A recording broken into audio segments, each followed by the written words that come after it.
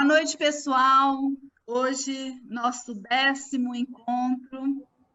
Estamos aqui com as presenças ilustres do Marcelo e da Tharita.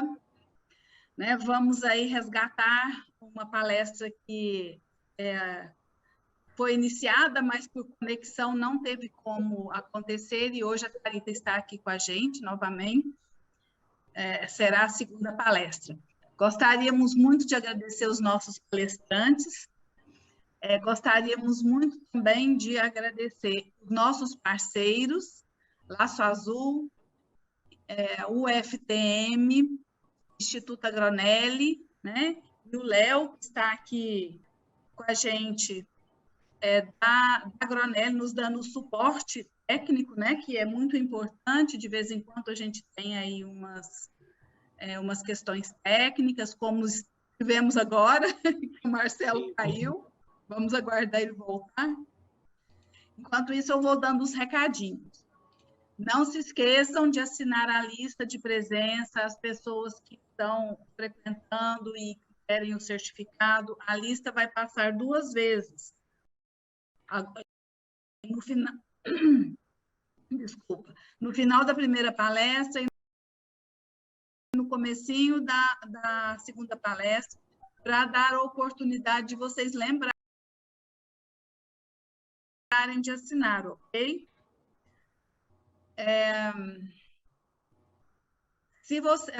A palestra vai acontecer e depois nós daremos oportunidade para perguntas. Então, vão colocando as perguntas no chat, o Léo vai me passando as perguntas, no finalzinho a gente vai pedir ao palestrante para responder, ok? Marcelo já está de volta. Vamos, então, passar a palavra para o Marcelo. Por favor, se presente, Marcelo. Boa palestra para todos.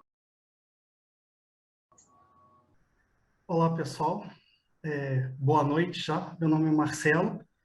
Sou psicólogo, sou psicomotricista e hoje eu fui convidado pela Mariângela para estar falando um pouquinho com vocês a respeito de psicomotricidade e como que ela influencia na aprendizagem e na educação. Bom, então vamos lá, pessoal.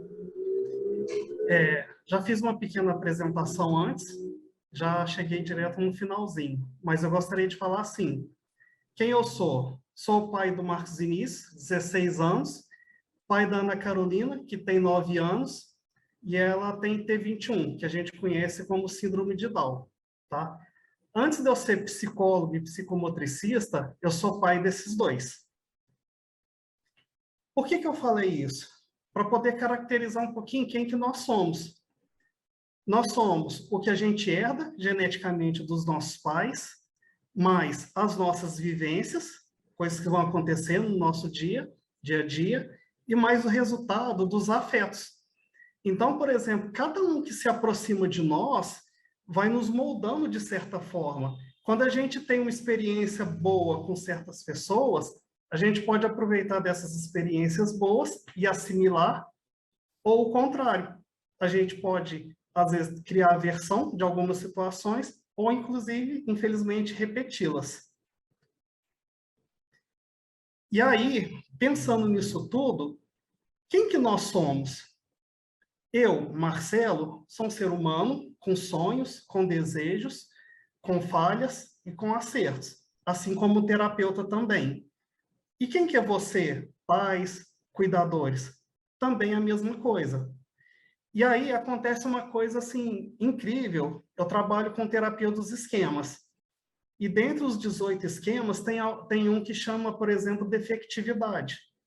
Então, por exemplo, se porventura um pai, um professor ou algum profissional tem um esquema desadaptativo de defectividade, quando ele se depara com uma criança que tem um pouco de dificuldade no aprendizado, ele vai achar, às vezes, que a culpa é dele, ou ele tenta jogar a culpa na criança, ou ele tenta jogar a culpa nos pais, que às vezes não colaboram muito. Então, é de suma importância a gente estar se conhecendo. Então, eventualmente acontece alguns casos que existem pequenos problemas, e aí eu vou fazendo essa pergunta, eu falo assim: Onde será que está esse problema? Está comigo? Está com o pai? Está com a criança? O que pode estar fazendo para resolver?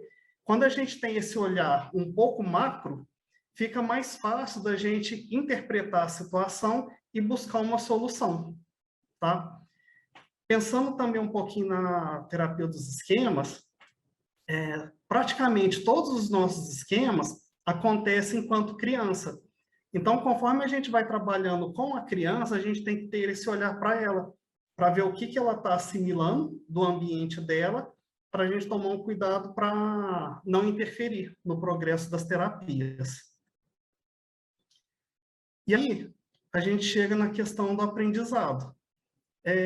O que é o aprender? O aprender, ele soma fatores internos, que são as experiências anteriores, a autoestima, a motivação da criança, de quem ensina, fatores externos, que tem a ver um pouco mais com ambiente, condição econômica, condição estrutural, higiene, nutrição. São fatores assim importantes para dar subsídios para a criança, para ela poder estar aprendendo, tá? Para o profissional também, porque não adianta às vezes ele ter muita boa vontade, se de repente falta estrutura, se falta material para ele poder estar trabalhando também com a criança. O que mais que é importante? Ações psicomotoras e cognitivas. Então, assim, isso tem a ver com memória, interpretação, comportamento crítico, saber se a criança tem habilidades psicomotoras, se ela consegue planejar e executar o movimento. Então, de repente, quando a gente está no processo de aprendizagem, a gente tem que levar isso tudo em conta. Igual eu falei da questão do ambiente, dos materiais, precisa ver assim, quais são as habilidades que a criança tem para poder preparar atividades para ajudá-la também. E a questão dos aspectos emocionais. Porque não adianta você ter um bom ambiente, não adianta você ter uma boa estrutura, não adianta, às vezes, você estar motivado, e a criança também, se às vezes falta um vínculo. A criança não confia em você. Então, como que você vai proporcionar para a criança diversas atividades em que talvez ela não se sinta bem, para ela poder aprender? Então, todos esses aspectos que eu apresentei até agora são de suma importância para o aprendizado dela. Trouxe algumas fotos, tá? Alguns eu ia planejar colocar vídeo, mas eu fiquei preocupado de repente, às vezes, por conta de internet, tudo que esse horário é meio complicado, de travar. Marcelo, desculpa te interromper, o seu slide não está passando. Você consegue passar para a gente isso? Agora sim. Essas são as fotos, né, que você estava citando agora, né? Isso, eu vou voltar para passar rapidinho, só para poderem ver. Então, essa é a Ana Carolina, que eu havia comentado. Herança genética, vivência e resultado dos afetos. Quem somos, que eu acabei de comentar. O aprender, que eu falei agora, tá? E essas agora são as fotos, tá? Essa primeira foto, aí em cima, é a minha filha, quando ela era mais nova. Ela está reproduzindo exatamente o comportamento que eu tinha. Que eu tenho quando eu uso o notebook na cama. Só faltou a perninha cruzada para apoiar o notebook. Então, assim, ela vai observando, isso faz muito sentido para ela, ela reproduz, tá? Do lado tem brincando de fazer bolo. É um vídeo que eu fiz, que está no meu canal, que mostra ela fazendo bolo. Eu falei, Marcelo, o que isso tem a ver com aprendizado?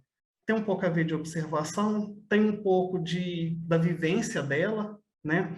Então, assim, toda a vida ela observou, eu gosto de cozinhar, de fazer bolo, e os que eu mais faço é de chocolate de milho.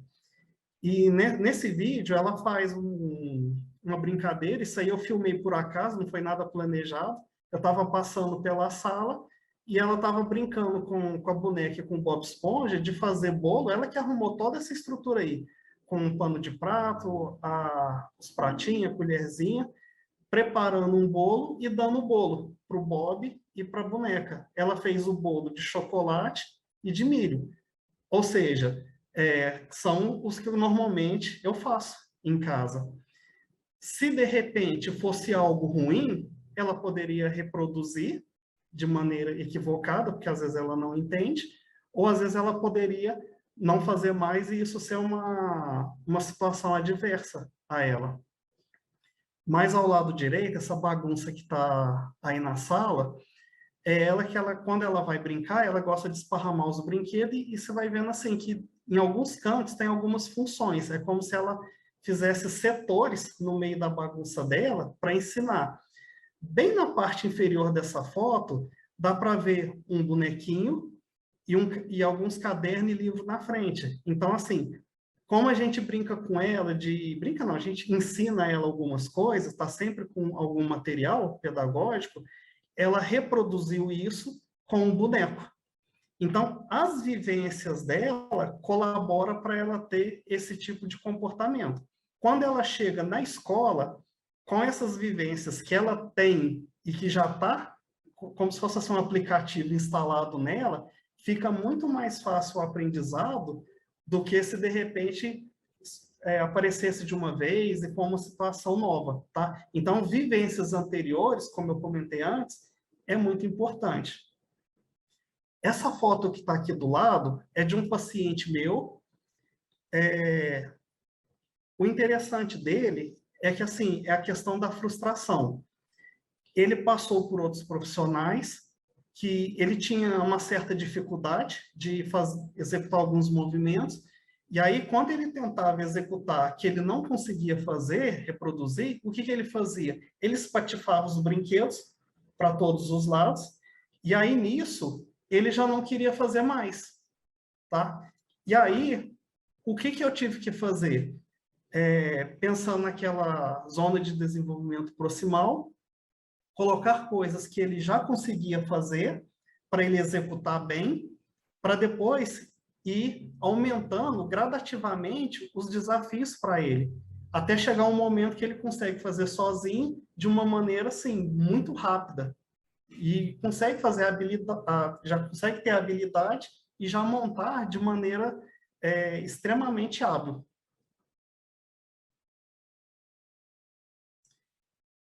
E aí, isso serve assim para mim, enquanto profissional, e para todos os pais, tá? A estimulação não acontece só quando a criança vai para a terapia. Ela acontece a todo momento, inclusive enquanto ela é bebê. Então, quando é bebê ainda, vai estimular no banho, vai comentando, olha que água gostosa, a água está quentinha, olha, a mamãe está ensaboando o seu braço, estou passando a mão na barriguinha, vou molhar a sua cabeça, o cabelinho, e assim por diante. O que acontece? Na realidade, a gente não está ainda ensinando a criança. A gente está emprestando significados para ela. E aí, com toda a repetição, no todo banho, em todas as brincadeiras, em todo momento que você está junto com a criança, você vai passando esses ensinamentos, tá? Nós vamos emprestando para ela, até que chega um momento em que ela começa a devolver para nós. Quando ela começa a devolver para nós, significa que ela conseguiu apreender aquilo. E assim, é algo que me emociona demais, quando a criança, você vai emprestando significado e ela vai devolvendo para nós.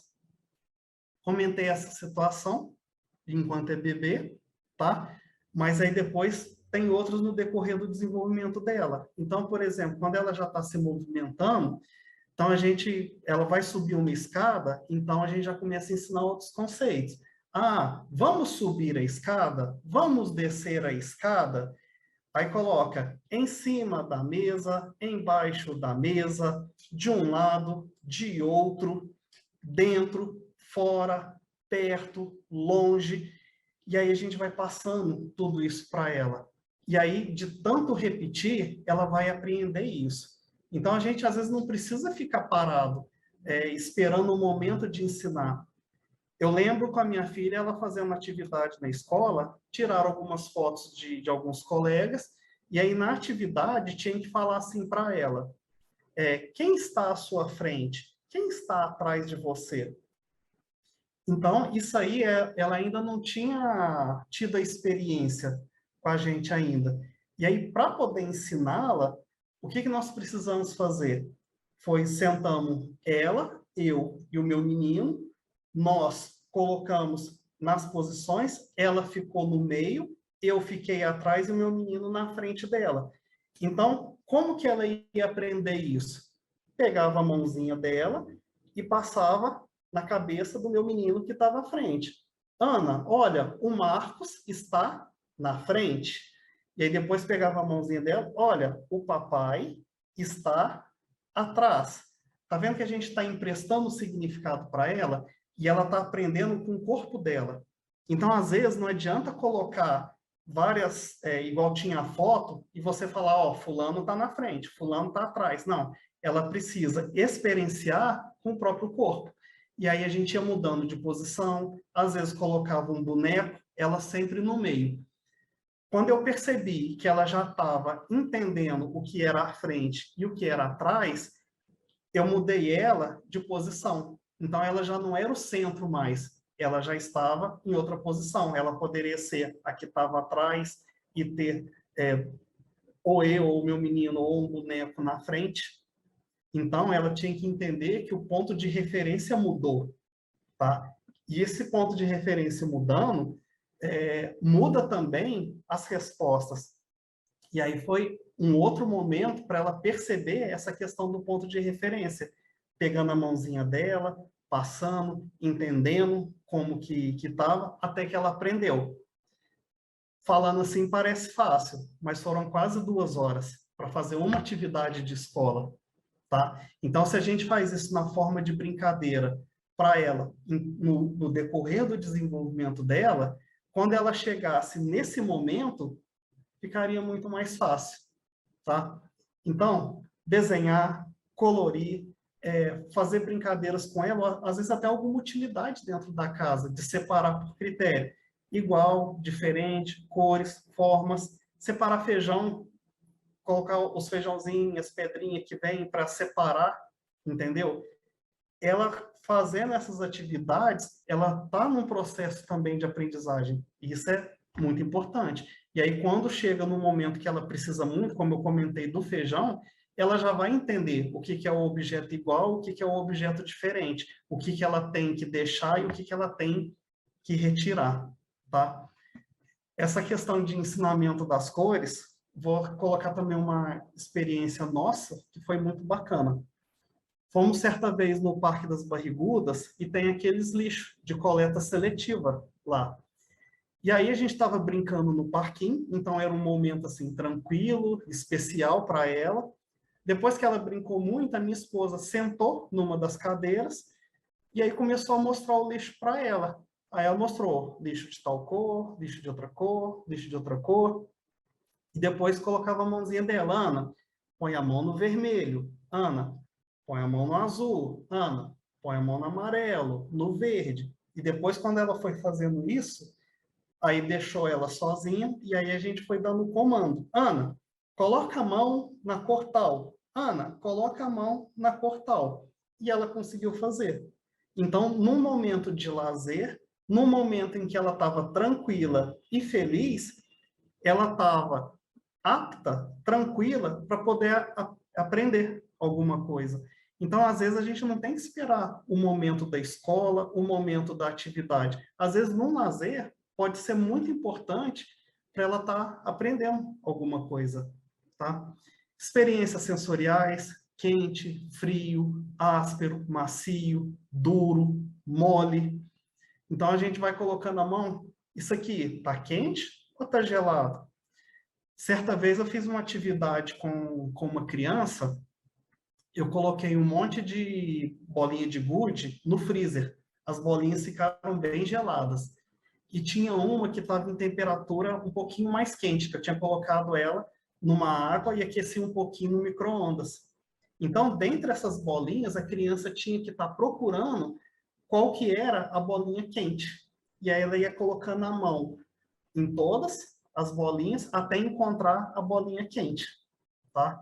E aí, só que antes de fazer isso, você tem que estar apresentando para ela o que é o quente, o que é o frio, como que ela sente isso, tá bom? Então, tinha um carrinho que mudava de cor, então você preparava água quente e água fria, e aí ela coloria. E nisso ela ia tendo a experiência sensorial também, do quente e do frio, para facilitar depois outras atividades. Outra coisa, focar nos estímulos. Por exemplo, nós estamos aqui agora, onde eu estou? Estou aqui sentado, estou sentindo aqui o apoio do bumbum na cadeira, a luz que está me iluminando está piscando um pouquinho, eu estou escutando os carros passando lá de fora, estou ouvindo a minha própria voz, tá? Escutando um pouquinho do barulho do ar-condicionado. Então, com a criança, eu falei todos os estímulos que eu estou sentindo aqui agora. Então, pergunta, eu falei assim, ó, vamos escutar o ar-condicionado? E faz o silêncio para ela estar escutando. Olha, vamos ver a luz piscando? Ela vai observar a luz piscando. E assim por diante. Esse trabalho é bacana para ela focar no estímulo que precisa. Por exemplo, na sala de aula, às vezes vai ter conversa dos colegas, vai ter o barulho de fora, tá? Eu tenho um paciente que a sala dele, a janela dá direto para a rua. E aí, tem o barulho do carro, ele para o que está fazendo para escutar o carro. Se de repente passa uma pessoa na janela, ele para o que está fazendo para olhar a janela. Então, ele não consegue focar num único estímulo. Então, a gente vai fazendo todo esse trabalho para quando ele estiver, por exemplo, sentado na sala de aula, ele saber que o foco dele naquele momento é prestar atenção na professora. Pode ser que ele vai, às vezes, chamar a atenção de outra coisa? Claro, até de nós. Então, por exemplo, às vezes vocês estão escutando a minha voz, mas de repente tem uma televisão do lado, tá? Tá sentado, tá desconfortável? Não, vou escutar isso aqui na cama. Então, a gente também vai mudando o foco do que nós estamos fazendo no decorrer do tempo. Mas a gente precisa estar ensinando isso para as crianças também, tá? Então, esse slide aqui é muito importante, assim, para fazer para crianças de todas as idades. Às vezes até adultos também, tá? Então, por exemplo, já teve casos de paciente adulto que estavam com problemas e não conseguia, às vezes, só ficava focado no problema, não conseguia prestar atenção em outras coisas. E aí aplicava técnicas de mindfulness. E aí, quando você falava com ela, isso aí, ó, fecha os olhos, sente todos os estímulos que estão aqui, vamos focar em tal estímulo, e aí quando vai fazendo isso, a pessoa ela vai desligando do problema. Então, ó, quando você for para casa, que você for comer, mastiga lentamente, sente a sua língua trabalhando, deglute, sente o sabor, tá tomando banho, deixa a água cair na pontinha do cabelo e vai sente a água escorrendo até o pé, né? E aí, conforme ela vai fazendo isso, ela consegue desconectar um pouquinho do problema e começa a conectar em outras coisas, tá? E aí fica mais fácil até dela estar trabalhando algumas questões pessoais dela. Então, tudo isso que eu estou falando aqui é muito importante para as crianças, mas serve para adultos também, em certa medida. E aí a gente precisa falar um pouquinho sobre estilos de aprendizagem: visual, auditivo, sinestésico. A Ana, ela é extremamente visual. Certa vez ela estava vendo o irmão dela subindo numa cadeira para pegar um objeto em cima do armário. E aí eu estava sentado à mesa e observando ela. E ela viu o irmão arrastando a cadeira, ela viu ele subindo e viu ele pegando em cima. Pensei, ela vai fazer. Na primeira oportunidade que ela teve, ela fez esse movimento para pegar um brinquedo que ficava fora do alcance dela, tá? E aí leitura de textos, imagens, gráficos, diagramas, esquemas, tá? Auditivo. Então, assim, tem alguns pacientes com autismo que tem a questão da audição muito, muito forte. Então, para essas crianças, às vezes, essa questão do aprendizado a partir do ouvir é importante para ele. É mais fácil dele ensinar. E é muito engraçado esse tipo de coisa, que normalmente, quando aparece algum paciente novo, para mim, a ansiedade que às vezes me desperta é justamente tentar entender qual a forma que essa criança aprende.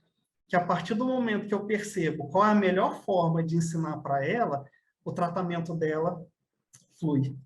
tá? Então, a sua criança, quem está próximo de você, vocês sabem qual que é a melhor maneira dela aprender? Então, vamos prestar atenção nisso. O auditivo, leitura em voz alta, audiobook, discussões. O sinestésico, a maioria das crianças preferem esse, tá? Tocar, manipular, repetir ações. É a maneira mais fácil de estar ensinando para elas. Certa vez eu tive conhecimento, não sei se vocês conhecem, do método dos dedinhos, tá? Então, assim, ajuda muito a criança a desenvolver a fala, conectar palavras e outras para poder montar frases, tá? Deixa eu pegar uma cartinha aqui para ver se tem uma frase. Então, por exemplo, vou tampar aqui porque eu não posso ficar apresentando. Esse aqui é um gesto que ela coloca para fazer determinada letra.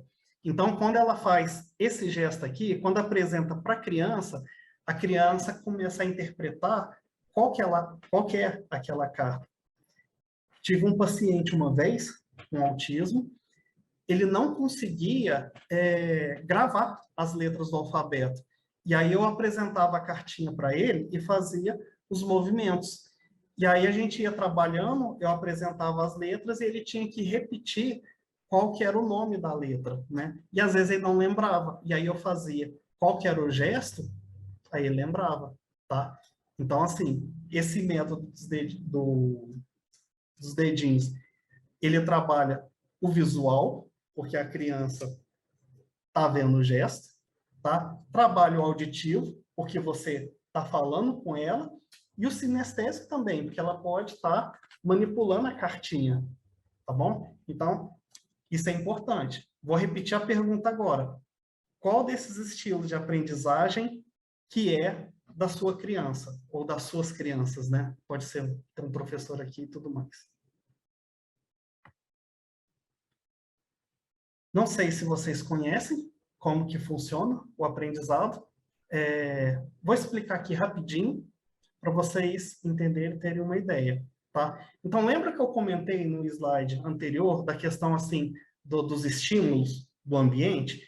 Então, aqui nós estamos recebendo um monte de estímulo, tá? Só que existe esse monte de estímulo, nós vamos eleger um para a gente poder estar seguindo o aprendizado. Então, vamos supor que vocês agora estão focando no que eu estou falando. Não, eu preciso aprender o que esse cara está falando, tá? Então, vocês dão toda a atenção em mim, está sentindo outras coisas, tá? Mas a sua atenção está em mim. E aí, esse momento que a gente está agora, está na nossa memória de curto prazo, ou memória de trabalho, tá? Então, está acontecendo uma codificação do que você está dando atenção para o que a gente está fazendo agora. E aí, o que que acontece? Vocês vão captando alguns fragmentos de informação e vai armazenando isso na memória de longo prazo. E aí, o que que acontece? Vamos supor que vocês escutem a minha fala somente agora. E aí, mais lá na frente, alguém faz alguma pergunta e fala assim, Marcelo falou isso aqui tempos atrás. Eu lembro que ele falou. Então, você não lembra da informação completa, lembra apenas de um fragmento de informação. E aí, o que que você faz? Você fala assim, não, esse vídeo está gravado, eu vou acessar o YouTube do Instituto Agromédio e vou rever. Quando você rever, você vai estar repetindo todo esse processo aqui, tá? E aí você vai guardar um fragmento a mais. Então, por que às vezes a criança vai aprendendo? Repetição. Quanto mais ela repete, mais fácil é o aprendizado dela. Esqueci de comentar da recuperação. Então, por exemplo, quando você fala, alguém te pergunta algo, e você fala, eu já vi isso antes, você está buscando abrir na gavetinha da memória de longo prazo e recuperando o que você tem de informação. E quanto mais você repete isso, melhor vai ficando a informação que você tem. Então, por isso, quando a gente está estudando para alguma coisa, quanto mais a gente estuda, quanto mais a gente vai repetindo todo o processo, mais a gente grava, mais a gente vai se sair bem nas provas. Agora, chegando, falei muito, e agora a gente chegou no que é importante e chegaram vocês até aqui, que é da questão do aprendizado escolar. A psicomotricidade, ela ajuda muito no aprendizado escolar, tá? Por isso que muitas das vezes no ensino infantil, os professores fazem muitas brincadeiras que utilizam o corpo da criança, que através do corpo delas é que elas vão fazer a materialização do conhecimento, tá? E aí eu acho muito engraçado, porque a gente, principalmente assim, quando estuda em escola particular, eu já escutei muito pai falar assim, nossa, paga uma fortuna lá na escola para ficar brincando com a criança no pátio, ou na quadra, ou na sala. Então, assim, conforme a criança está brincando, ela está aprendendo alguma coisa. Aquela brincadeira, existe uma motivação por trás. Eu já escutei também na minha prática alguém falar assim, vou pagar o Marcelo para poder ficar brincando com ela lá, né? Eu já escutei isso de uma mãe, e assim, ainda bem que eu sou muito tranquilo, e senão, assim, às vezes dá para ficar bravo, entendeu? Lá dos esquemas, vamos supor que eu tivesse esquema de defectividade, e quando essa mãe falou isso, eu poderia falar, nossa, meu trabalho é um M 3 pontinhos, só que não, tá? Então, às vezes a gente tem que estar preparado, porque a gente vai escutar também, tá? Eu coloquei tudo que é importante para facilitar o aprendizado escolar. Parte disso não são coisas que eu trabalho diretamente, tá? Tem coisas aqui que vocês vão ver que é fono, verbalização, compreensão oral, discriminação auditiva, visual. Então, assim, eu faço algumas atividades que facilitam, mas tem algumas que a fono trabalha melhor, tá? Mas quando você trabalha em conjunto, fica melhor ainda. Então, o que acontece? Muitas das vezes, eu tenho alguns pacientes que às vezes formam grupos. E aí, nesse grupo do paciente, está o psicólogo, a PO, a fono, algum outro profissional, um físico, por exemplo, pedagogo. E aí, a gente vai vendo o que o outro profissional está fazendo. E às vezes, por exemplo, uma atividade que eu estou fazendo, às vezes a fono também está. Então, assim, é um tempo que às vezes está sendo gasto de maneira incorreta, poderia otimizar de outra forma. E aí, fala, não, faz tal parte que eu vou tentar te contribuir de outra forma. E aí, com esse trabalho em conjunto, a criança desenvolve muito e bem. Só que o que acontece muitas vezes? Às vezes, muita conversa. Aí é onde muitos profissionais, às vezes, não querem entrar nesses grupos. Tá? Falando, não, eu não trabalho dessa forma. Às vezes eu até tento, mas aí quando eu vejo que existe muita conversa, muita coisa assim desnecessária, quem participa de muitos grupos sabe que às vezes enche de mensagem lá e você não consegue ver tudo, tá? Senão a gente fica procrastinando demais em rede social. Então, de todos esses que eu comentei, que está aqui no slide, eu vou comentar alguns. Deixa eu ver o tempo. Então, o primeiro, esquema corporal. Muita gente acha que esquema corporal é só conhecer as partes do corpo, mas não, tem mais coisas envolvidas, tá? Interação do corpo com o ambiente, compreender o espaço ocupado, como se move, necessidade de empregar mais ou menos força em determinado músculo, manter o equilíbrio e coordenar os movimentos. Então, assim, são muitas atividades que a criança precisa ter experiências para ela poder estar desenvolvendo. Hoje está muito comum as crianças ficarem muito nos eletrônicos. E eu entendo os pais. A minha filha, eventualmente, fica um tempo também em TV, ou celular, né? Mas o que acontece? A gente também tem que promover espaço para que ela possa estar brincando também. E nas brincadeiras ela vai estar se desenvolvendo, tá? Isso aí é a capinha de um vídeo, tá? Que tem no meu canal. No final eu vou deixar e vocês vão ver, assim, algumas atividades que eu faço também, com a Ana e com outros pacientes, tá? Esse aí é aquela musiquinha que eu usei ela para trabalhar esquema corporal. Ela era bem novinha, ela mal sentava num banquinho que a gente tinha na cozinha. E aí a gente cantava, chuveiro, chuveiro, não faz assim comigo. Aí falava, põe a mão na cabeça, na orelhinha, põe a mão nos pés, agora eu não lembro direito. Aí põe a mão no bumbum e tudo mais. E aí a criança vai colocando a mão, tá? Importantíssimo. É a primeira fase, dela conhecer e depois ela vai aprendendo as outras questões. Lateralidade. tá? A lateralidade, na realidade, não é só aprender o que é direito e o que é esquerdo, tá? É quando o corpo ele escolhe qual vai ser o lado de dominância do membro, tá? Às vezes não só do membro, tá? Vou explicar. Então, por exemplo, eu sou destro, então a minha maior habilidade está na mão direita, tá? Outras pessoas são canhotas. Eu também sou destro para brincar de bola, eu chuto com a direita. Tem gente que chuta com a esquerda, tem gente que é ambidestro, chuta com os dois, tá? É igual o Endrick do Palmeiras, ele chuta com as duas pernas, tá?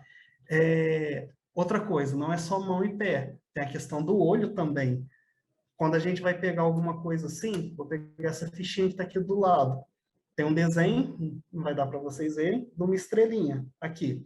E aí vamos supor que eu não estou enxergando bem. O que eu faço? Eu fecho um olho e vou enxergar com o outro.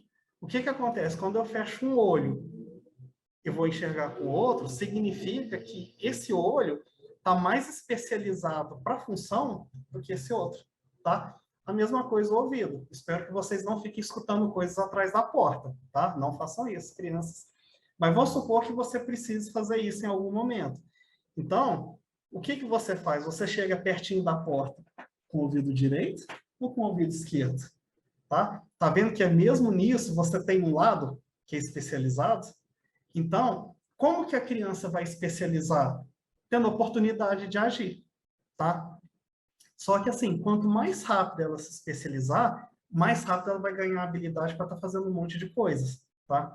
Eu tenho um paciente, aliás, tem mais de um, que o que acontece com ele? Ele está fazendo alguma atividade, e aí, às vezes, ele tem a dificuldade de fazer com a mão direita, que normalmente é que ele usa mais, o que ele faz? Ele pega a mão esquerda, e aí com a esquerda ele faz, entendeu? E aí, assim, você pensa, poxa, por que ele não insiste mais com a outra e fica trocando? Porque ele troca não é só por, eu cansei, é porque ele acha que aquela mão não tem habilidade suficiente para estar executando a atividade, aí ele vai e tenta com a outra. E fica muito tempo assim. O que é ruim nisso? Lembra que a gente escreve com a direita ou com a esquerda?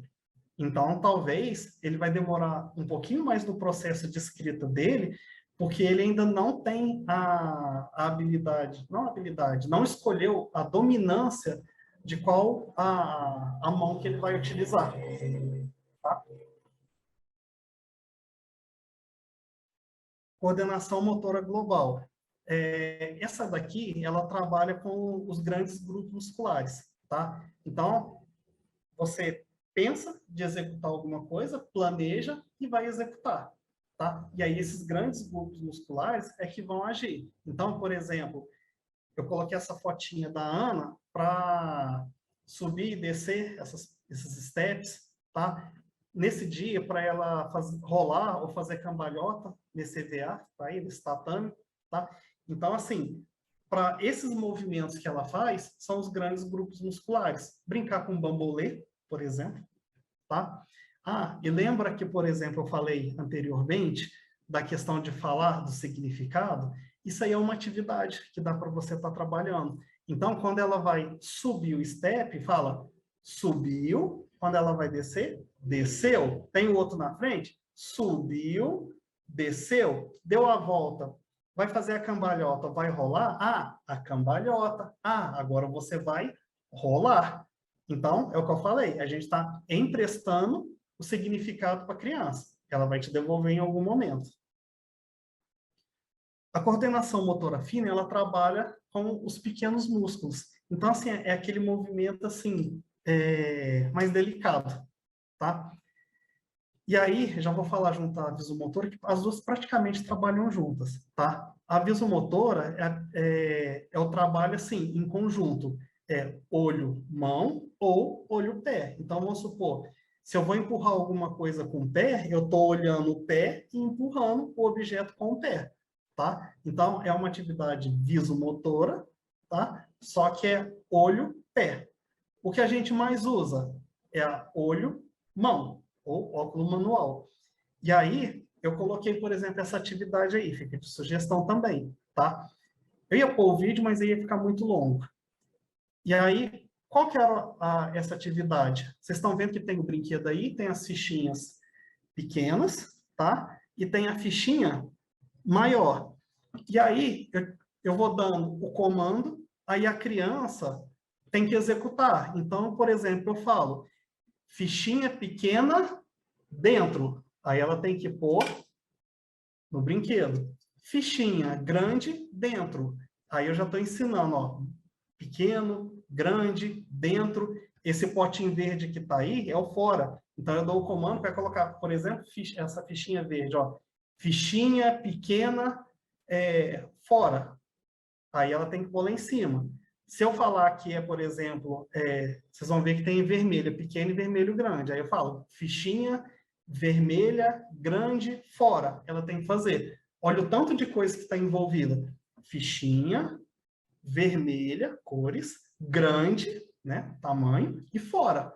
Num único comando, olha o tanto de coisa que está envolvida.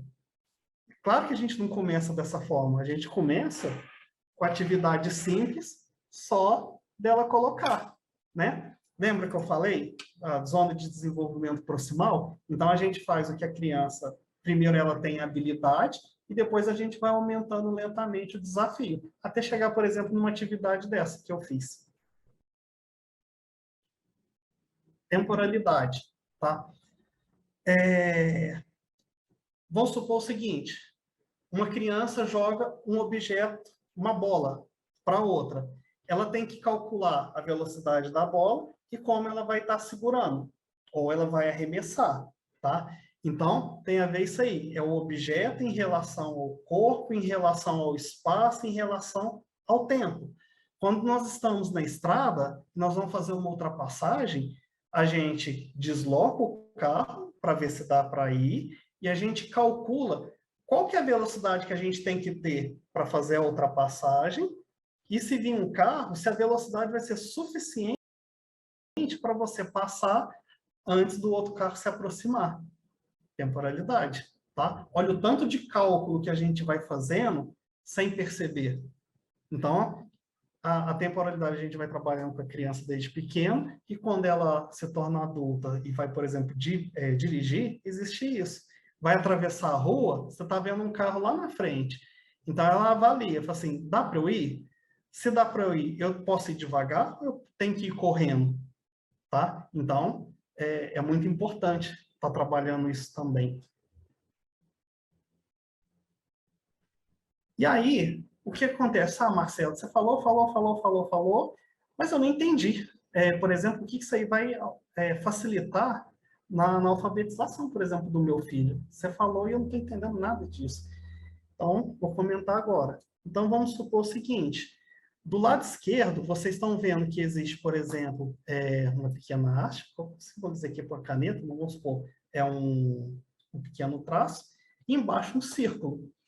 Se você colocar essa haste e colocar esse círculo do lado direito superior, vira um P.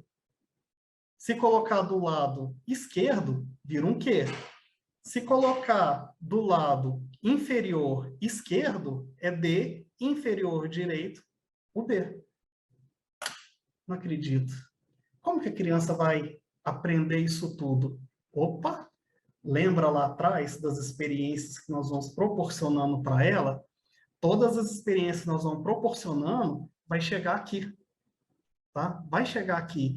E se porventura ela não aprendeu direito antes, quando chegar aqui ela vai ter dificuldade, porque ela não vai perceber se, por exemplo, esse círculo está na parte superior ou se está do lado esquerdo ou direito, vira uma confusão. Então, ela precisa ter essa noção, que aí quando ela bate o olho, ela vai identificar. Ah, então o P é a haste, um pauzinho, vamos falar assim, um pauzinho, e a bolinha está na parte de cima do lado direito. Tá? Essa questão de direita e esquerda, eu não comentei uma atividade que eu fiz também. Como que eu faço, às vezes, para ensinar a criança essa questão de esquerda ou direita? Por exemplo, aí na mesa, vocês estão vendo que eu coloquei a tampinha, as tampinhas, né, dentro de um potinho de sorvete, e aí tem um risco dividir na mesa. Então, tem do lado direito e tem o lado esquerdo. No caso, ela já sabe que o D é de direita, tá? Mas vamos supor que a criança ainda nem entende o que que é D, o que que é o E. Tá vendo que eu coloquei uma fita na mão direita dela? Tá o D ali, mas de repente não precisava ter o D. Eu posso falar que o direito é onde tem a fita, tá? E aí eu vou dando o comando. Então, essa atividade aí, o que que eu fazia? Eu dava o comando, pegar uma tampinha de determinada cor e colocar do lado esquerdo ou do lado direito. E assim, olha a quantidade de tampinhas. Isso aí vai fazendo e na repetição a criança vai assimilando. Claro, não vai ser numa única atividade que ela vai aprender, mas repetindo exaustivamente. E às vezes os pais fazendo o mesmo em casa, facilita. Ah, Marcelo, meu menino ele tem autismo, tem hipersensibilidade de tato na mão, ele não gosta nem que ponha a mão. Eu não consigo pôr o adesivo nele. Realmente, aí dificulta um pouco. O que que a gente pode fazer? Às vezes faz um coloridinho de canetinha, se ele permitir, tá? Sempre se a criança permitir. Esse é uma qualidade para uns e defeitos para outros que eu tenho. Eu respeito muito a criança. Se a criança não permite determinadas coisas, eu não insisto. Eu tento buscar outra alternativa, tá? Outra alternativa. Então, às vezes a criança não deixa colocar uma etiqueta. Já tive um paciente que não deixava colocar a fita. O que que eu fazia? Fazia um risquinho na mão dele de canetinha e ele sabia que aquela mão era direita. Então, fica a dica para vocês.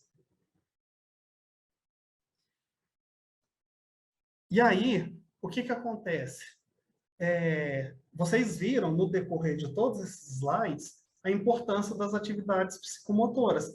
Eu sempre gosto de brincar, às vezes quando eu apresento alguma coisa, esse menino na argola.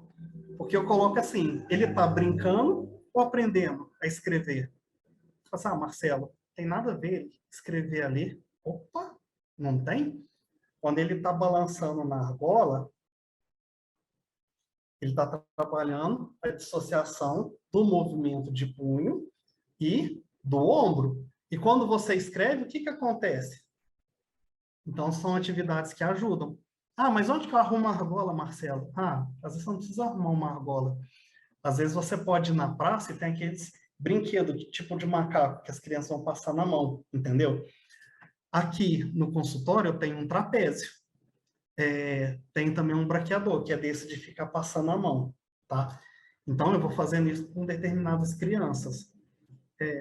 E aí, assim, é muito engraçado que às vezes, principalmente com os pacientes mais pequenininhos, eu vou fazendo o trapézio e eu filmo e passo para as mães. Muitas falam que fica com o coração na boca de medo. Só que é muito legal. Primeiro eu ajudo as crianças às vezes descer e depois com o tempo eu deixo elas descerem sozinhas. E aí tem criança que vai ficando tão danadinha que elas vão já ficando com o corpinho mais solto, que elas vão perdendo o medo, tá? E aí conforme eu vou balançando, elas vão criando força no tórax dela e às vezes consegue jogar o corpo para cima. No meu teto, eu tenho marcas de pés de algumas crianças, um pouquinho maiores, claro, né? Que conseguem chegar com o pé lá em cima. E para eles, isso é uma vitória. É muito divertido. Elas ficam felizes demais.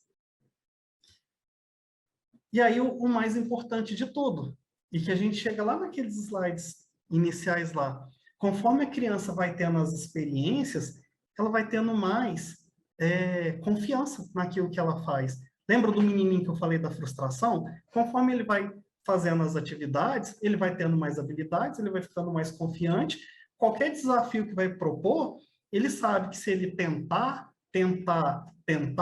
ele vai conseguir, tá?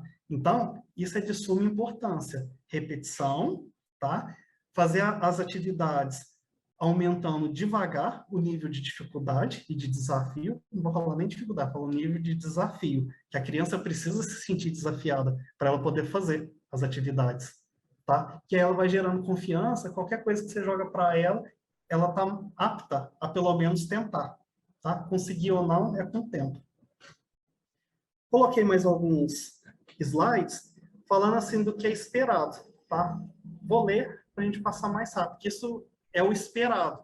Cada criança chega ou mais rápido ou demora um pouquinho para passar de cada uma dessas fases. Então, assim, de 2 a 4 anos, evolução da motricidade global e refinada, reconhecimento e nomeação de partes do corpo, noções espaciais, perto, longe, acima, abaixo, temporalidade, tempo longo, tempo curto. 4 a 5 anos, aperfeiçoamento da lateralidade. Na orientação espacial, agrega noções de fila, frente a frente, costa a frente, costa a costa. Adquire uma memória espacial, descobrindo o seu lugar e memorizando. Discriminação visual, completa figuras, completa lacunas. Início da pré-escrita. 5 a 6 anos. Explosão de todos os fundamentos. Do ponto de vista percepto-motor, descobre a figura humana descrita. Movimento material, descobre a ação segundo a atitude. Consegue memorizar a ordem, descobrir sequências lógicas. Classificar a duração de tempo segundo a velocidade, duração, cedo, tarde. Percebe mudança cíclica dos períodos, ordem dos dias e reproduzir um ritmo escrito. Eu fiz uma atividade uma vez, uma criança, aconteceu por acaso. Eu gosto muito de aproveitar o acaso para fazer atividade. A gente estava fazendo uns riscos no quadro e a criança estava batendo uma vareta que eu tenho no chão. Falei, isso vira atividade. Então, o que eu fiz? Eu desenhava no quadro, por exemplo, bolinha é um tipo de batida. Quadradinho é uma batida em outro objeto. E assim por diante. Aí eu começava com, por exemplo, vamos supor que a bolinha é uma batida num pote qualquer, num pote amarelo. E aí eu fazia uma bolinha e tinha que bater uma vez. Deixava um espaço, ele tinha que dar o espaço. Aí, às vezes, eu colocava 3 bolinhas depois. Então, o que ele tinha que fazer? Então, o que eu falei? Uma bolinha, espaço, depois 3 bolinhas. Então, ele tinha que fazer as batidas. Vamos pensar, ó.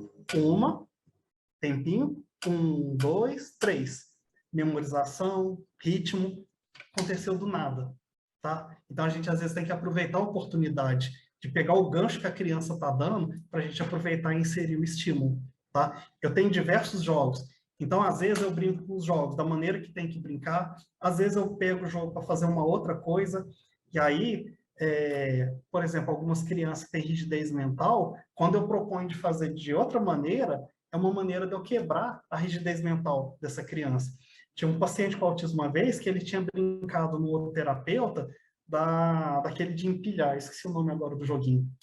Você vai colocando tem as cores que ele vai pareando e vai colocando os pauzinhos, aí coloca uma outra pecinha quadradinha e vai montando, assim, por exemplo. Torre inteligente, lembrei agora.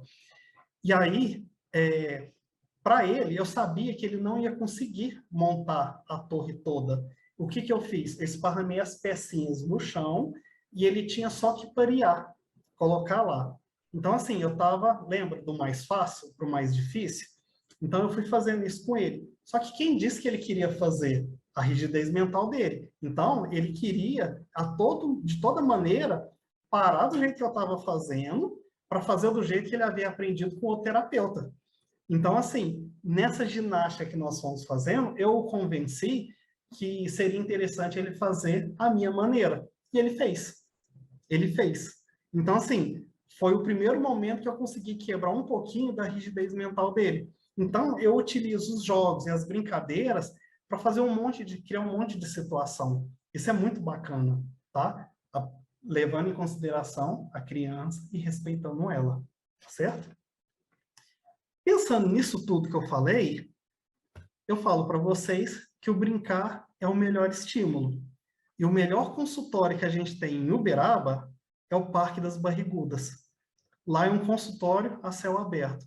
Certa vez eu conversando com a mãe, ela enchia a criança dela de terapia.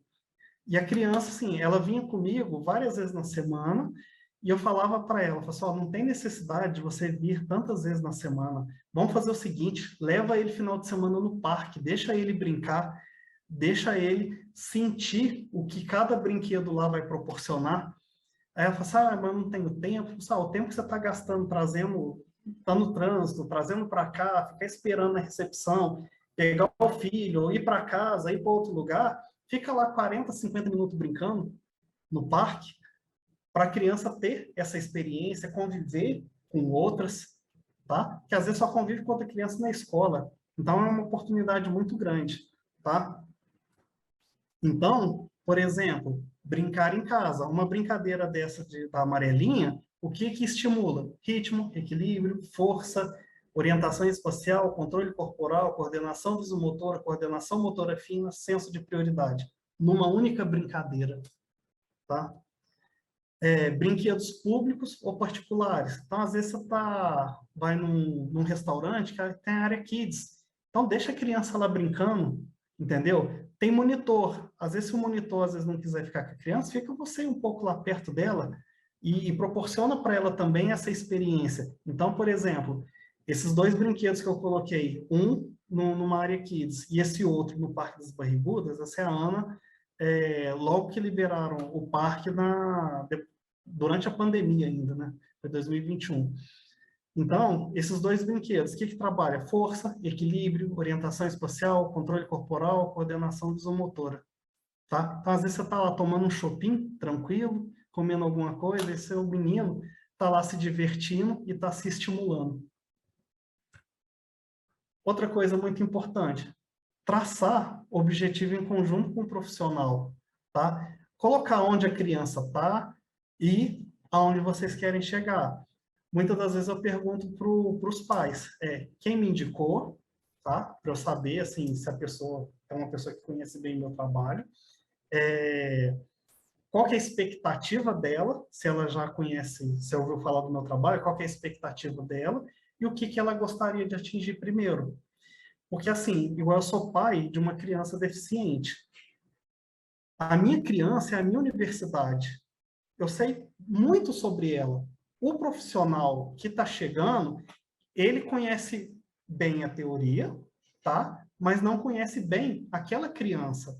Então, ele precisa aprender sobre ela. Então, não dá para você pegar todo o conhecimento que você tem e colocar a goela abaixo na criança. A gente tem que perceber ela e depois aproveitar do nosso conhecimento para tentar motivá-la e executar o que ela precisa. E nisso, às vezes a gente precisa escutar os pais também para saber o que eles querem. Porque, assim, uma criança, às vezes, precisa trabalhar tantas coisas e você vai fazendo, e às vezes não é aquilo que é a expectativa dos pais. Então, precisa conversar com os pais, entender a expectativa deles e ver o que você vai fazer para poder auxiliar. Tá? Esses são os meus contatos, tá? Então, em vermelhinho aí é meu canal do YouTube, tá? Tem muito, se eu não me engano, tem 250 vídeos lá, tá? Então, tem um pouquinho, tem vídeo que tem teoria e atividade, tem vídeo que só tem a atividade, tá? Eu sei que o público aqui é mais assim, para estimulação, né? Mas lá também já teve vídeo falando sobre câncer de mama, que eu entrevistei uma pessoa fantástica, já teve vídeo falando assim de pessoas na melhor idade, né, na terceira idade, falando qual que é a atividade deles e tudo mais. Então, assim, existem muitos vídeos, mas alguns saem um pouco fora do que vocês estão esperando. Mas, assim, dá uma garimpada lá, eu tenho certeza que vocês vão achar alguma coisinha que interessa, tá bom? Então, no YouTube, psicólogo Marcelo Reis, no Instagram e no Face é marceloreis.psicologia, tá bom? Essa aqui são algumas das referências, tá? Aí depois vocês dão um pause para estar buscando alguma coisa. E por hora, pessoal, fico o meu muito obrigado. Espero que vocês tenham gostado bastante, tá certo? Ó, 1 minuto antes do prazo. Falei bastante. Mariângela? Marcelo, realmente a palestra excelente, né? Deixou aí os contatos, então,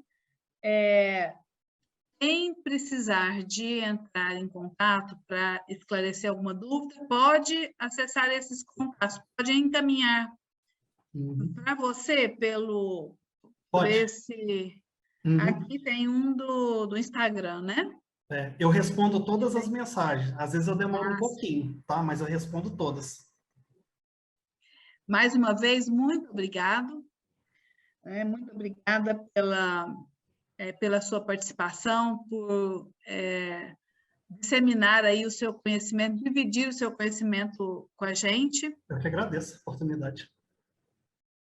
E vamos, então, agora dizer que nós vamos passar a lista de presença. Tá? Eu perguntei aqui para o Léo se já passou, ele ainda não colocou a lista, mas ele já vai colocar, e não se esqueçam de assinar, tá bom?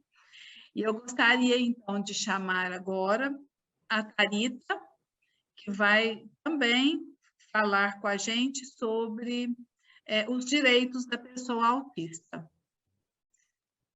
Tudo bem, Tharita? Olá, tudo bem? Boa noite a todos. Por favor, se apresente, Tharita. Meu nome é Tharita, eu sou advogada. Deixa eu ver se eu consigo compartilhar aqui com vocês uma tela para a gente iniciar. Eu gostaria de iniciar fazendo uma pergunta para vocês. Afinal de contas, por que eu preciso saber dos direitos de uma pessoa autista? Para quê? Né? Eu já tenho tantas coisas para saber, eu tenho, às vezes, que cuidar de uma criança com autismo, ou então eu sou uma terapeuta, e para quê que eu preciso saber de direitos, né? E meu nome é Tharita, eu sou advogada, eu atuo na área do direito à saúde, e um dado muito interessante é o seguinte: segundo a JANA Pediatrics dos Estados Unidos, recentemente, em julho, a última pesquisa que teve é que a prevalência, a incidência de crianças com autismo é de 1 a cada 30. Então, a gente para pensar, essa incidência ela é enorme. Mais cedo ou mais tarde, o autismo ou outras questões, outras deficiências baterão à porta de todos nós. Então, a partir daí, a gente vê o quanto é importante a gente saber quais são os direitos que o diagnóstico de autismo ou de uma outra condição, o que esse diagnóstico traz junto com ele com direitos, com deveres. Então, é importante, porque mais cedo ou mais tarde isso vai chegar nas nossas casas, mais cedo ou mais tarde a gente terá que lidar com isso, seja com uma pessoa próxima, seja com um paciente. Então, é muito importante a gente ter essa consciência desses direitos. Por quê? Aqui eu trago 2 pontos: a conscientização, a aceitação, que é extremamente importante, tanto no Brasil quanto em outros locais, né? Em qualquer local. E também a questão da intervenção. Quando a gente fica sabendo que 1 a cada 30 crianças tem a condição do autismo, a gente logo pensa na questão da intervenção, da necessidade dessa intervenção precoce, né? Mudou a tela para vocês? Sim. Sim, ok. Então, olha, nós temos na revista Esfera Acadêmicas Humanas, no volume 4, essa questão, que fala dos custos financeiros, sociais e humanos dessa intervenção, da necessidade dos indivíduos dentro do espectro autista. Como eles precisam de uma intervenção que muitas vezes é precoce, muitas vezes não, sempre, né? A pessoa ela precisa de uma intervenção precoce, multidisciplinar, intensa e ininterrupta. Então, a gente vê que os custos para que essa intervenção aconteça, muitas vezes são altos. Então, quanto mais precoce, quanto mais a gente conhece esses direitos, a gente consegue baixar esses custos da intervenção e a gente consegue uma melhora no prognóstico dessa criança. Porque a gente sabe que existe uma janela de oportunidades para essa criança, que existe uma plasticidade cerebral. Então, a gente conseguindo encaminhar essa criança para uma intervenção precoce, multidisciplinar, intensa, ininterrupta, a gente vai conseguir fazer com que essa criança encontre caminhos, que esse cérebro encontre caminhos de uma maneira melhor, de uma maneira mais eficiente, e a consequência disso será uma melhora no quadro clínico dessa criança e, consequentemente, a diminuição dos custos que essa intervenção traz, não só para a família, mas como para a sociedade em geral. Então, em termos de direito, o que nós temos efetivamente? No Brasil, nós temos muitas leis hoje em dia, mas muitas vezes essas leis precisam ser efetivadas. Muitas vezes vai precisar de um processo judicial, vai precisar de ações da população, do Ministério Público, para conseguir efetivar essas leis. Em outros lugares, como por exemplo, né, em Moçambique, nós temos uma ausência de leis, mas que seria interessante conhecermos as leis, até mesmo para utilizá-la como analogia nos lugares que elas não existem. E nos lugares que elas existem, é importante conhecer essas leis para buscar a efetivação delas, para poder orientar uma família, para poder orientar os pais de algum paciente. Então, aqui eu trago algumas questões específicas sobre Moçambique e algumas leis específicas no Brasil.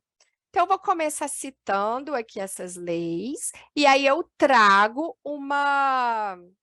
algumas pontuações de Moçambique, ok?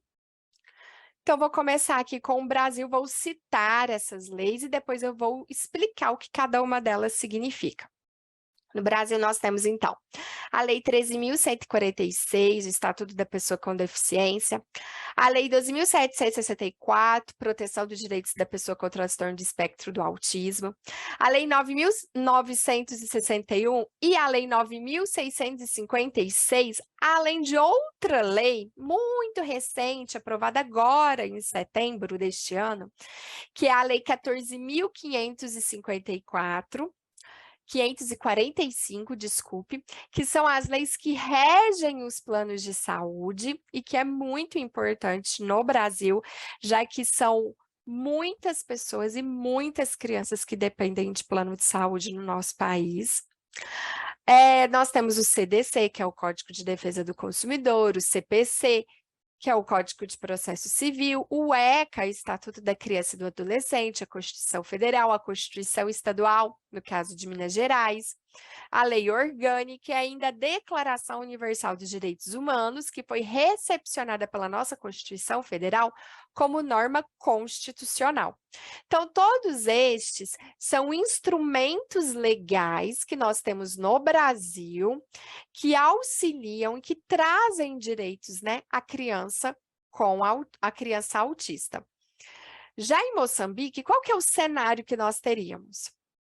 Sem lei para a proteção da pessoa com deficiência, não há propriamente uma lei.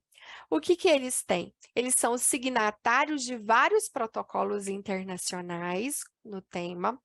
Tem a Convenção de 2012, desde 1999, a Política para a Pessoa Portadora de Deficiência, há um decreto editado em 2008, Decreto 53, Regulamento sobre Acessibilidade, Plano Nacional para a Ação de Deficiência, Estratégia de Segurança Social Básica de Moçambique, aprovado em 2016. No entanto, as pessoas com deficiência continuam a queixar-se da falta de assistência. Então, há sim, né, protocolos, há sim decretos, regulamentos, no entanto, há uma falta de assistência. E aqui no Brasil, mesmo tendo leis, mesmo tendo um amparato jurídico mais completo, também há essa queixa de falta de assistência. Então, eu vou explicar um pouquinho dos direitos para que aqui no Brasil possam buscar essa efetivação a partir de uma ação judicial, a partir de uma denúncia no Ministério Público. E no caso de Moçambique, né, que eu sei que tem pessoas nos assistindo de lá, é importante também conhecer, porque elas podem ser usadas como analogia, elas podem ser usadas como uma inspiração a se buscar também direito das crianças com autismo no país.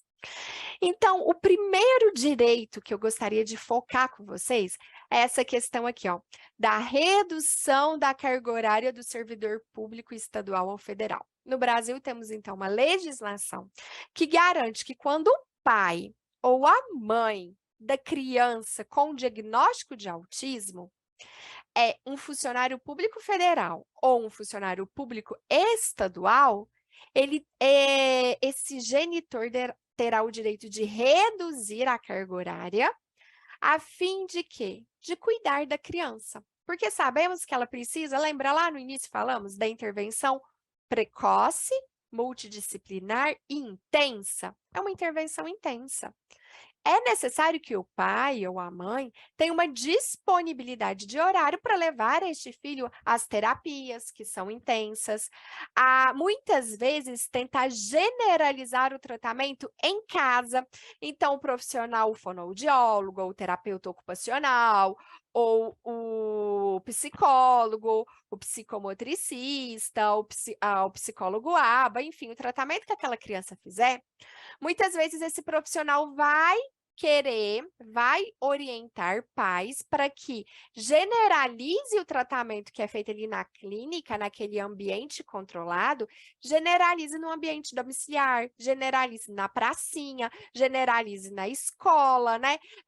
Como o Marcelo falou antes, o quão é importante os pais, no final de semana, levar o filho, por exemplo, para a praça. Ali vai ter uma estimulação da motricidade, as questões sensoriais, questões motoras grossa, fina. Então, muitas vezes o terapeuta orienta, esse pai orienta essa mãe, olha, essa semana vamos trabalhar isso com a criança, vamos trabalhar com areia, vamos trabalhar no escorregador lá da pracinha perto da sua casa. Então, esse pai precisa ter tempo e ele não poderá ter o seu salário, os seus recebimentos, a sua remuneração diminuída em função disso. Então, ele vai ter a redução da carga horária com o mesmo salário. Então, é um direito muito importante. Aí você me pergunta, mas e os pais que não são funcionários públicos, né? Que são seletistas? Não há uma lei com relação à CLT. É muito complicado a gente colocar uma lei nesse sentido. Por quê?